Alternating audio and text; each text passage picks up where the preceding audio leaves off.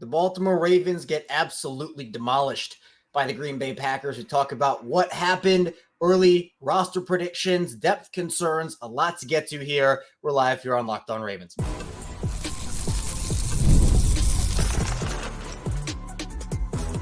You are Locked On Ravens, your daily Baltimore Ravens podcast. Part of the Locked On Podcast Network, your team every day.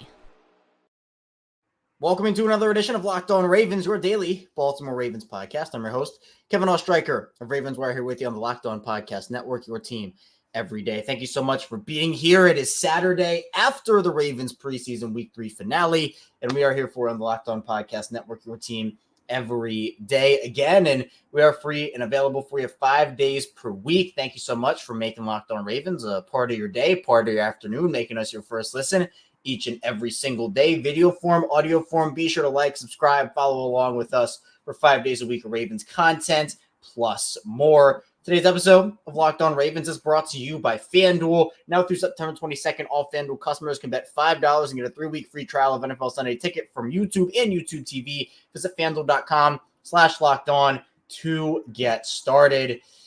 Man, tough day at the office for the Ravens. Tough day at the office. 30-7, the final score. It was there were some good things to talk about, but it was mostly not so great things. Turnovers galore. They got demolished in the run game again, which we'll talk about. We'll dive into players who stepped up, players who didn't, guys who maybe played their way onto the roster, other guys who played off the roster, right? There are a lot of things that we have to talk about today, and I wish there were more.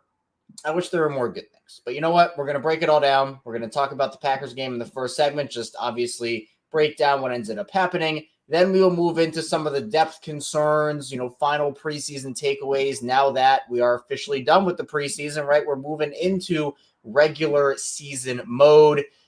And then finally, I think a lot of people now are on the roster prediction train. All right, we're predicting out the Ravens roster. We'll do that in the final part of the show. Not our final one, but just some early takeaways from this game, from the preseason, and who ended up doing enough or not doing enough. So we have a lot. Again, I'm getting my ducks in a row here. Got a little bit of a late start, so apologies on that. My computer was being my computer, which is not a good thing.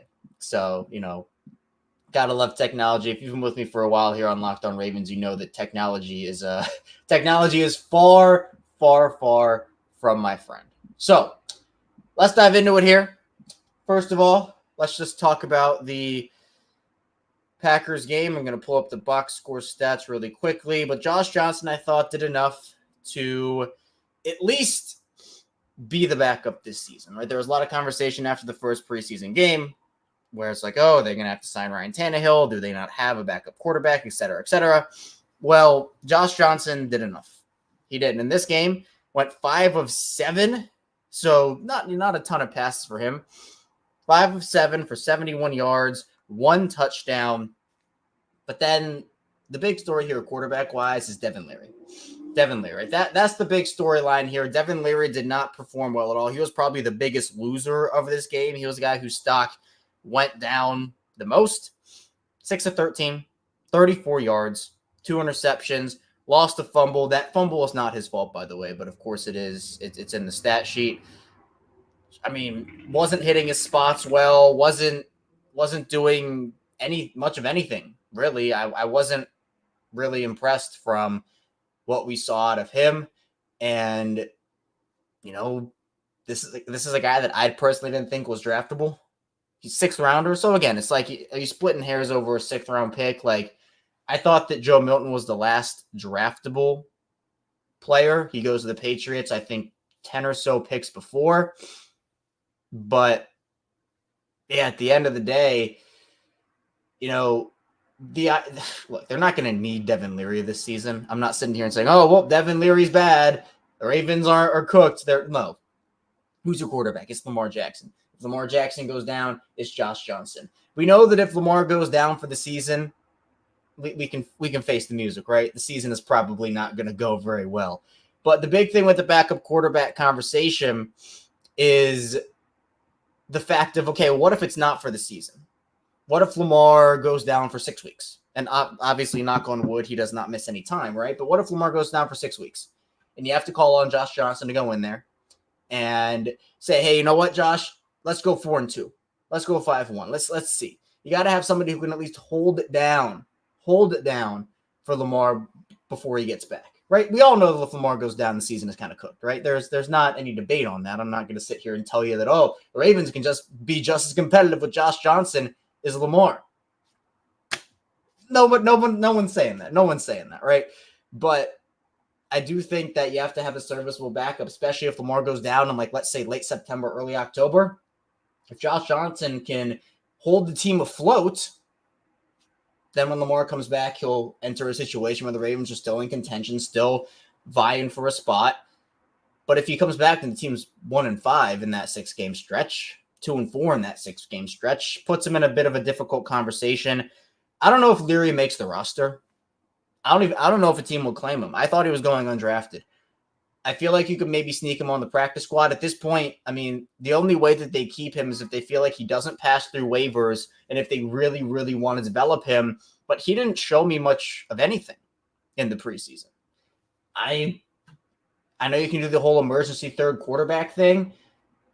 I wouldn't really want to waste that on Devin Leary, if we're being honest right now. Like, I would honestly rather have Emory Jones make the roster. I thought Emory Jones showed more in the 3 preseason games than Devin Leary did. And Emory Jones didn't really play. But I think the Ravens wanted to get a prolonged look at Devin Leary. This was his opportunity to go out there and show the Ravens, yeah, this is, there's this talent and I'm ready to be developed, this, that, and the other. And he did nothing with it. He did nothing with it. So I don't know. We're going to talk about predictions in the final part of the show, but Devin Leary is not somebody who I think it's tough. I don't think he's going to make the roster right now. The running game was pretty bad for the Ravens overall. They got it going late in the game, but early on it was a bunch of nothing. They were averaging, I believe, in the middle of the second quarter, I checked, they were averaging 1.5 or 1.8 yards per carry through the middle of the second quarter. Obviously, it did get better in the second half, so I'm going to obviously say that it did. I thought that John Kelly had a pretty decent game. He averaged 3.9 yards per rush.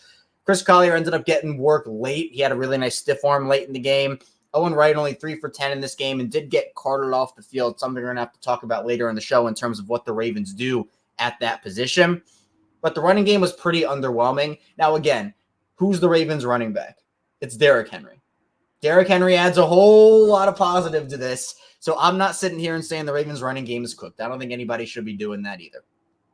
But I do think with the depth, this team has a lot more improved in depth than last year. That's the big part, that's where a lot of people are concerned right now, because Keaton's already down for what? The first 4 weeks, 6 weeks, 8 weeks, whatever you want to say. He'll be a big boost once he comes back. The Ravens aren't going to be relying on Chris Collier and John Kelly to carry their running game all season. At least you'd hope not, right? You'd hope not. Oh, did this? Is this a thing? Did Owen Wright break his foot? Is that what John Harbaugh said? I haven't checked what John Harbaugh has said. Let me try to find it quickly. It's not that I don't believe you. I want to pull up the quote so I can see it here. Owen Wright, because if Owen Wright did break his foot, that is it. Yep. So shout out to you, Ricky, for everybody's saying it. So thank you for that. Tough, really tough. He was doing awesome. That's an IR guy. Rasheen Ali might be an IR guy. You might have to look into bringing, I think at this point you have to. It's either John Kelly makes this roster and he provides some level of special teams value, or you go out there and sign a vet. Vets that are available, I tweeted this out. Dalvin Cook is available. Jarrett McKinnon is available. And I saw that too, Brandon. Thank you. Trayvon Mullen did dislocate his shoulder. He has a dislocated shoulder. But it's Dalvin Cook, Jarrett McKinnon, Melvin Gordon, Latavius Murray, Benjamin. Which guys are moving that needle? But the thing is, the third running back spot, if you're the Ravens, that third running back spot probably goes to a special teams guy. I think the Ravens want special teams value. And if Justice Hill is taking the majority of like backup snaps to Derrick Henry, you're probably not using them on special teams a ton. Maybe you are. I wouldn't be shocked if they did. And then you can re-sign Dalvin Cook and that can be that. But the Dalvin Cook situation was really weird last year. I think that they gave him some level of, hey, you're going to have this role, and then he never had it. And so I don't really know if that partnership would work out again. But, man, you got to feel for Owen Wright because he was going to make the roster. He was going to do it. And then, man, really, really tough break for the kid. You hate to see that. I was really impressed with him. Showed a lot of great contact balance. The burst was there. So the Ravens now have another hole at backup running back that they're going to have to figure out until Keaton Mitchell comes back, and then you can run that rotation of Derrick Henry, Keaton Mitchell, and Justice Hill. So that's tough. We'll continue with the offensive side of the ball, though, here as we move on. Then we'll talk about the running backs a little later. Tylan Wallace had one reception for 48 yards. It was his only reception of the game, and it was a touchdown. It was a great throw, great offensive line protection on that play, by the way. I thought that they did an incredible job, the offensive line of protecting Josh Johnson on that play. And then Tylan Wallace just takes that thing to the house, jumps over the pylon. So, yeah, I thought that it was a good day. I think you essentially watched Tylan Wallace secure his roster spot in real time there. Charlie Kohler had 214. Other than that, there really wasn't a lot to write home about here. Anthony Miller had a catch. Sean Ryan had a catch. Blake Cunningham. It was just a bunch of people with like one catch for 5 yards, one catch for 7 yards, one catch for 6 yards. Not a lot to write home about the pass catchers here. But coming up in the second part of the show, we're going to be talking about the offensive line, what happened in this game, also diving into some depth concerns, diving into the defense, what happened there in this Packers game, and what could be going on with some of these other guys. So be sure to stay tuned. We have a lot to dive into on this post-game instant reaction live edition of Locked on Ravens. First, this show is sponsored by BetterHelp. And for me, for a lot of other people, there are self-care non-negotiables. Maybe you never skip leg day or a therapy day. When your schedule is packed with kids' activities, big work projects, and more, it's easy to let your priorities slip. Even when we know what makes us happy, it's hard to make time for it. But when you feel like you have no time for yourself, non-negotiables like therapy are more important than ever. And it's really important therapy. It is, really. It can help you learn positive coping skills, how to set boundaries. It can empower you to become the best version of yourself. And it interests those who've experienced major trauma. It's for everyone. If you're thinking of starting therapy, give BetterHelp a try. It's entirely online, designed to be convenient, flexible, and suited to your schedule. All you have to do is fill out a brief questionnaire to get matched to a licensed therapist and switch therapists anytime for no additional charge. Never skip therapy day with BetterHelp. Visit BetterHelp.com/lockedon and get 10% off the first month. That's BetterHelp, HELP.com/lockedon. We return our second segment, Locked on Ravens. Kevin Oestreicher still here with you after the Ravens get absolutely demolished by the Green Bay Packers. 30-7 is the final score. We talked about the quarterbacks, the running backs, the wide receivers. Well, the offensive line is the one that I think a lot of people are talking about. Rough day at the office for the offensive line as well. I thought that there were a couple of plays where Roger Rosengarten looked overmatched, a couple plays where Angel Voorhees looked overmatched, Daniel Falele in the run game looked overmatched at times. Again, the run game is not just how did the running backs do. The run game is, did the offensive line block well enough? And it wasn't the case here today. Josh Jones had the worst miscommunication in the preseason on a play where it allowed a free rusher to get to Devin Leary, and that obviously turned into a strip sack fumble recovery for a touchdown.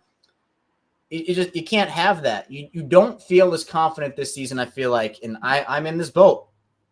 You don't feel as confident in the Ravens and their depth this season. They have depth, but it's an experienced depth. Feels they're starting a lot of inexperienced guys. So it's not like last season where, all right, you had like 3 vets and then another vet behind them, and then that's that.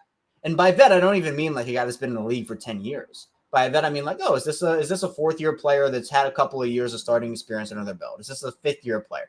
No, it's tough because if Patrick McCary starts in week 1, I don't know. We're going to talk about the offensive line and kind of what that situation could be. If that's what ends up happening, then obviously your depth is really young behind him. And if he gets injured, Rosengarten comes in. If Ben Cleveland starts, it's an inexperienced Daniel Falele. If you start the inexperienced Daniel Falele, you do have the vet behind him, but you're starting the inexperienced. So it goes on and on and on and on about well, the Ravens need guys to step up and stay healthy because this offensive line performance, again, in the run game, they weren't great. Pass protection, I thought they held up better. I thought the pass protection was better than the run protection. But to me, there are a lot of questions on that offensive line. A lot of questions, and there aren't as many answers. So, yeah, it's tough. It's tough. And so some more updates on Owen Wright as they're coming in here. Suffered a hairline fracture in his foot, obviously sustained in today's game. The expectation is he'll have surgery. It's not season-ending, though, so the Ravens will have a decision to make about his roster spot and whether they'll keep him eligible for return. And Jeff Rubeck here clarifying only 2 guys can be put on IR with designation to return as part of the cutdown. Arthur Millett may already have one of those spots. So, again, for the Ravens, are they going to use that other spot on Owen Wright? Do they feel confident enough using that on Owen Wright, or is this just another IR redshirt season for him? And that's kind of how it goes, which would be tough because they're going to be all these roster tweaks, these roster decisions they're going to have to make. So, man, again, I just feel terrible for him. But the offensive line is going to be, man, it's going to define their season. The offensive line will define their season. Obviously, players like Lamar, he's going to go out there and he's going to do his thing. But he can't do it by himself. He has to get protected. And I think the pass blocking, again, is less of an issue than the run game. But everybody assumes, Derrick Henry can just go out there and just bowl guys over. If there are 3 guys on Derrick Henry in the backfield every play, or, he gets 2 yards, Derrick Henry can do a lot for you. It's one of the benefits of bringing him in. But, if your guys can't get their hands on people, if they can't push guys, it's going to be a tough day at the office regardless of who your running back is. I've said this over and over. If you have been with me on Locked On Ravens, you know this. It all starts up front. It all starts in the trenches. So, yeah, it's just it is a tough situation because the Ravens, they knew they wanted to go younger, but with that, and the thing that concerns me also about the line in general is there's been no continuity this offseason. There's been none. It reminds me of 2022 or 2021. Yeah, 2021. Where they were inserting different guys here and different guys there, and then this guy come in here and this guy come in there. Linderbaum has missed a bunch of time. Obviously, he's going to be back. He's going to be great, but it's about getting the contributions and the chemistry with the other young players. How do you play with Andrew Voorhees as opposed to John Simpson? How do you play with Daniel Falele as opposed to Kevin Zeitler? It's guys being able to get in rhythm with each other, right? We saw Nick Samek get center snaps. He ended up having a thing where he had to get carted off. It's just they're moving Falele. They're moving Cleveland. That, to me, is a really big thing where with that many starting spots open, it's natural that you're going to have to go through battles, go through inconsistency, and that is what it is. But I don't know. It's tough to kind of sit here and say, I'm super confident in the offensive line because from what I've seen, there have been a lot of positive moments. There have been. But it could be something here. And then I see Aladdin here talking about this is why I think we lost to the Chiefs, spent early season figuring things out. The Ravens have a tough early season schedule. I don't expect them to go like 1-5 or anything, but there are going to be a lot of growing pains against really good teams. And that's some of the questions that I've been asking here is how much of a run rate do you give these younger players? How many parts, how many bad plays, how many miscommunications, how many mistakes do you give these young players before something happens? That's going to be the big part of it. So, yeah, it is, man, they have offensive line concerns, and hopefully by the time week 6 rolls around, week 7, guys will be acclimated with each other. They'll be playing well, and that's certainly a possibility. But for right now, it is going to be something that is on a lot of people's minds. Defensively for the Ravens, Bo Brady, I thought, played really, really well. 8 total tackles. He is making his case for a roster spot, and I would not be shocked if he gets it based off of the performance of another Raven here in Pepe Williams, who had a really, really, really tough game. I don't even think he appeared on this. No, he did. 2 tackles. He had 2 tackles and a quarterback hit early in the game, but he might have played himself off the roster today. It was that bad of a performance. And it's unfortunate because Pepe's an awesome dude and, he's worked really hard. Health has been a big factor for him. He's now back healthy on the field. But he had missed tackles. He gave up a touchdown. He was, in coverage on multiple completions. For a guy that needed to have a big game and a guy that was on the bubble, this is it's like Devin Leary. This is exactly the performance that you did not want to have. You absolutely did not want to have something like this happen. Because then Bo Brady does great. I thought Sanusi Kane had a really good game. So if he's fighting for like slot corner? Is he going to is he versatile enough at the safety spot? What do you want to do with him? There are other guys that can fill those roles. So I'm not saying Pepe is 100% off the roster, but he might have played himself off the roster. And it's just, that's a guy that you had a lot of high hopes for, being a 4th round pick a couple years ago. You're hoping now, okay, he's back fully healthy. Can he contribute? But it was really, really rough for Pepe over the course of the day. Trenton Simpson, he played the whole game essentially. Had an interception, 6 tackles, doing his thing. He looks ready. It was a little, I think people were saying, get him out, get him out, get him out, get him out. Like, don't do this, don't do this. But, hey, he got through the game healthy. It's what you can ask for. And, again, he's ready to be next to Roquan. He's ready to be a starter in that defense, and I'm excited for him. Tavius Robinson had 5 tackles. I thought Joe Evans played really well. He might have played his way onto the roster. In my roster predictions, I might keep an extra outside linebacker because Joe Evans did that well. I thought Jalen Armour-Davis was up and down. Broderick Washington. The issue, though, was in the run game. I mean, the Ravens allowed the Packers 4.9 yards per carry on the ground. And there were rotational pieces in the game. Broderick Washington in the game. Brent Urban, I think, played the whole game. There were guys who are going to be on your defensive line. Not Michael Pierce, not Justin Madubuike, right? Roquan would have helped here.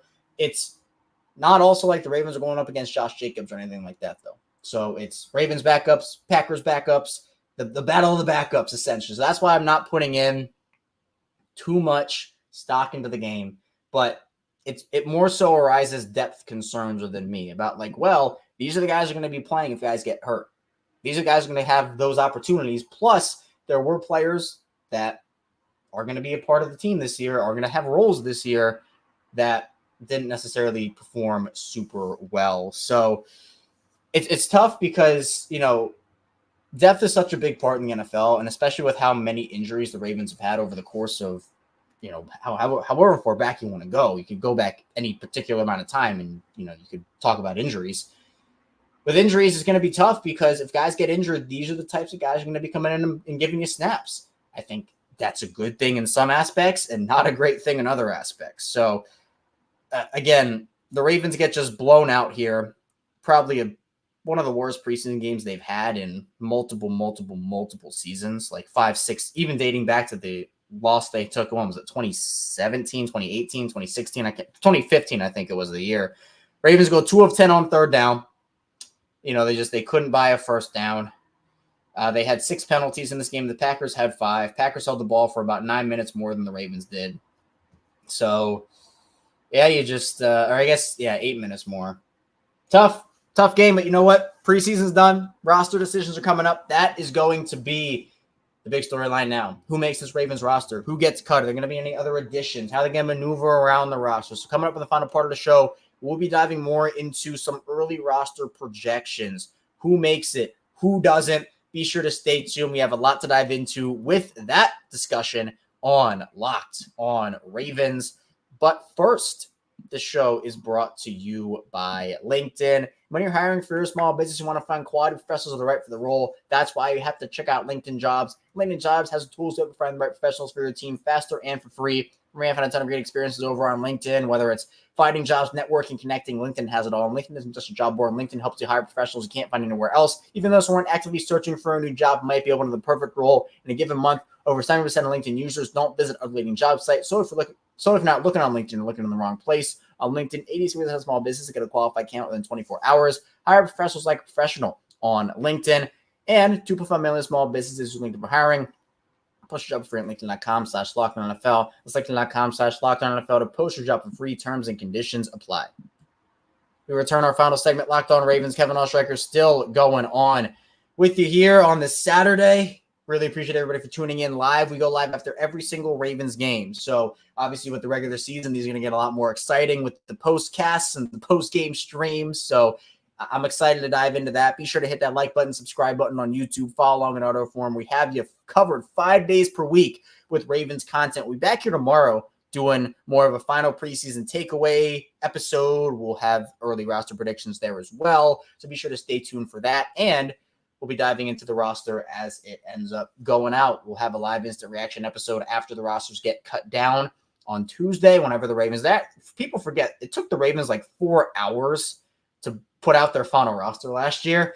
And we were just waiting and waiting and waiting. We didn't know what was going on. And all of a sudden it came out at like 7:48 after the deadline was like 4 p.m. So let's talk about the roster now, though. I think there are a lot of positions where you can look and wonder. You can look and wonder. And for this game in particular, there's only so much stock you should put into it. There's only so much stock you should put into it. Because it's guys who are practice squad players, not necessarily going to make the roster even, and maybe will go on to other opportunities. But there are some flaws that we saw in the first two games that did pop up in this one as well. And I think that's a little concerning for what they have to offer. But again, it's like Lamar didn't play.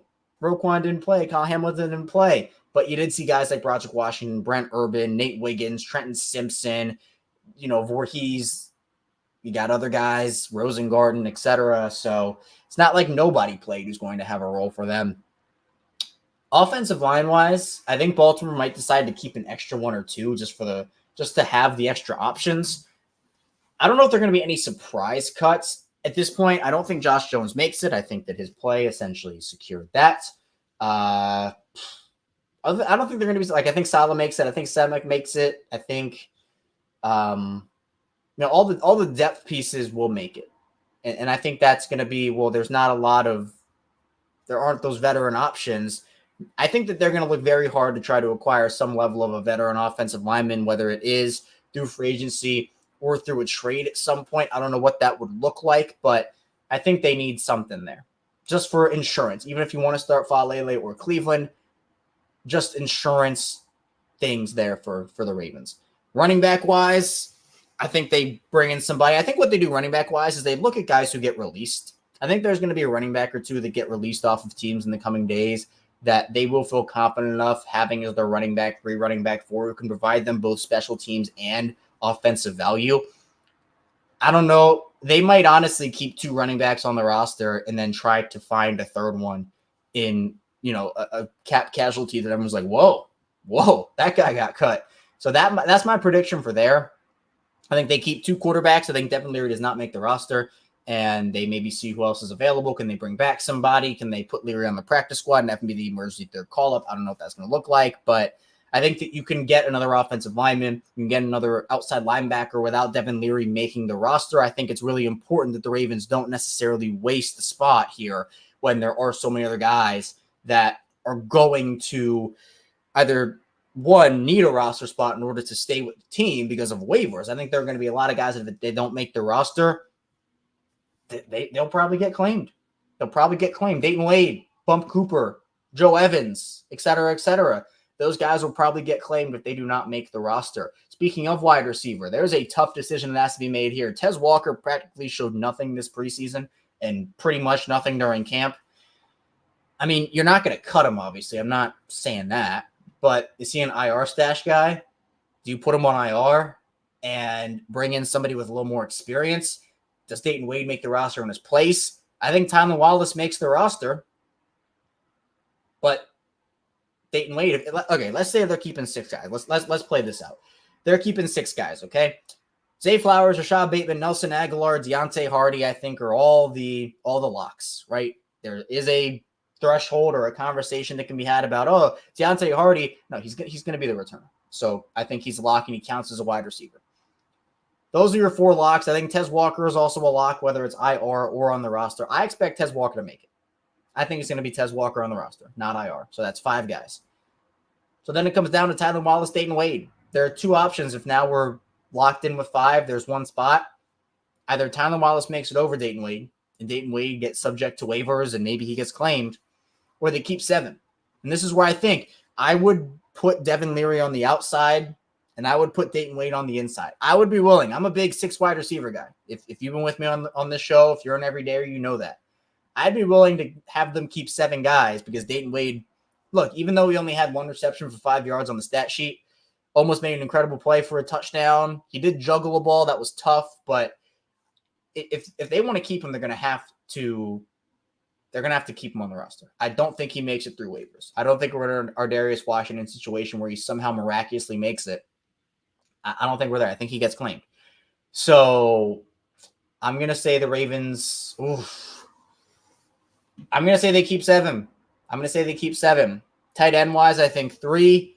Joe, I don't think Kadir made it. I think he'll be a practice squad guy, though. And honestly, if you get an opportunity elsewhere, it's not that he did anything wrong. Like, I think he had a solid preseason.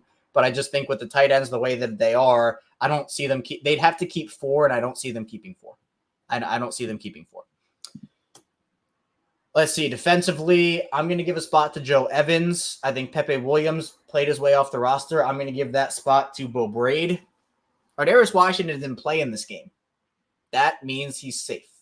Ardarius Washington is going to make this roster, going to be really important for them this season. Really hard worker. Pumped for Ardarius. You know, that it's big for him. Defensive line, obviously, you're only keeping 5 guys, and that's your core 5 there. Inside linebackers. So the handshake deals I see here, because the Ravens also, they can do the handshake deal type thing. I see 3 handshake deals. I see Brent Urban. I see Daryl Worley. And I see Chris Board. Those are the 3 handshake deals for me that I see happening for this team, where they will get cut, but there'll be a handshake deal since they don't have to pass through waivers. There'll be a handshake deal that they'll be back on the roster once they maneuver IR things and situations along those lines, which is good. The Ravens always take really good advantage of that, but that will allow for maybe an extra offensive lineman, an extra wide receiver, an extra edge rusher, an extra defensive back, while still being able to keep your veteran talent around and not subjecting these other guys. I mean, that's how they kept guys like Keaton Mitchell last year, Malik Ham last year. That's how they did that. So the Ravens always do a good job with that. I think Bo Braid made the roster. I think Sanusi Kane made the roster. Both those guys I was really impressed with. Sanusi Kane obviously didn't play in that Falcons game, but I think that, both those guys as safeties made the roster. Rasheen Ali, I think, will be an IR stash. I think that'll be the case. And this is interesting. I see David talking about wish the Ravens had Tyler Huntley for a backup. Look, is a third quarterback behind Josh Johnson, kind of having like your 2-3 be Josh Johnson, Tyler Huntley again. It's better than Devin Leary out there right now. At least Tyler Huntley gives you something. And I don't know if he makes Cleveland's roster. Apparently they're trying to trade DTR, but if he doesn't get traded, I don't know if Cleveland keeps 4 quarterbacks. So that's going to be tough. Again, this is kind of me just initially talking through it right now. Obviously, we're going to go more in depth on this both tomorrow, Monday, and Tuesday as we kind of work through these roster decisions and discussions. I think other than that, though, I mean, I think Josh Ross makes the roster. A guy that could potentially make it, but maybe not, Bump Cooper, who I mentioned. He had a really good training camp, really good preseason. I think that's everybody that I have for like a bubble. I'm trying to think off the top of my head. I think that's everybody. So a lot of tough roster decisions to make for the Ravens. Plus, they could also be in the market for potentially adding other guys once cut down day ends up happening. So not a lot of great from this Ravens preseason game. There was some, but obviously more concerned than not coming out of it. But just remember, it is the preseason. We're done with the preseason. Regular season now on the horizon. The Ravens open up against the Chiefs on September 5th, and it's going to be a fun time. So be sure to keep it locked on here on Locked On Ravens. Like and subscribe on YouTube. Follow along in audio form, video, and audio. We have the same show there for you, so you're not missing out on any content. We'll be back here tomorrow. We'll have a bonus episode for you. I'll be talking again through final preseason takeaways, but more so roster decisions and discussions for this Ravens team. So be sure to stay tuned for that. Thank you, everybody, for tuning into the live today. I'll see you right back here tomorrow on Locked On Ravens.